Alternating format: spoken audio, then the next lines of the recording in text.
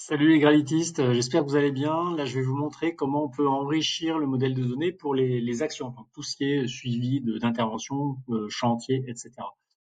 Si je prends un arbre, par exemple, on a donc l'onglet des actions avec tout ce qui peut être fait sur cet arbre-là, des abattages, etc., etc. Donc, on a par défaut un type d'action, une date d'échéance, puis une date de réaliser éventuellement, des prix, des commentaires. Au-delà de ça, c'est de la personnalisation. Donc, dans ce projet-ci, j'ai ajouté 3 champs perso. Un champ pour désigner qui serait le prestataire, par exemple, une équipe de régie, un prestataire, etc., sur la liste que j'ai créée. Je peux éventuellement consigner le temps passé. Je peux aussi faire le suivi des demandes d'abattage.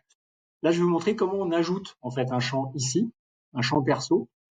Et ben pour faire ça, on va donc dans mon organisation.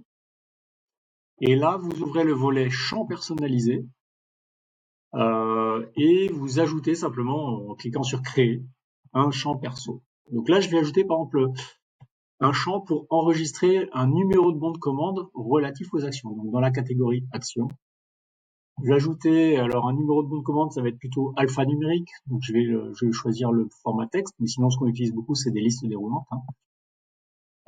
Et là, je vais l'appeler numéro de bon de commande. C'est un truc que j'ai déjà fait. Je peux éventuellement documenter un peu le truc, dire voilà, format avec 4 lettres et 4 chiffres, voilà. Et puis du coup, longueur maximale, pas besoin de mettre 256 caractères. Voilà. Donc là, mon champ perso est créé, donc je l'ai ajouté dans ma librairie de champs perso. Et ensuite, dans un second temps, il faut que j'aille le chercher dans ma librairie et que je le mette dans le ou les projets où je veux l'utiliser. Si j'ai qu'un projet, bon, il faut le faire une fois. Si vous avez une collection de projets, vous pouvez le mettre d'un côté, mais pas partout. Donc ici, dans les paramètres du projet,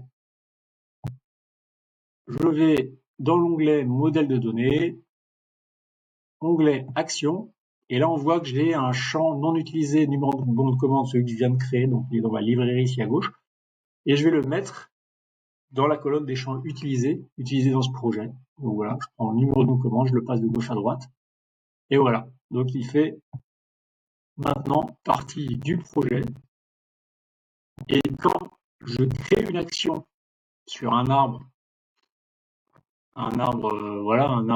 au pif, hein, je prends celui-là. Il y a peut-être pas d'action d'ailleurs, bah si, voilà.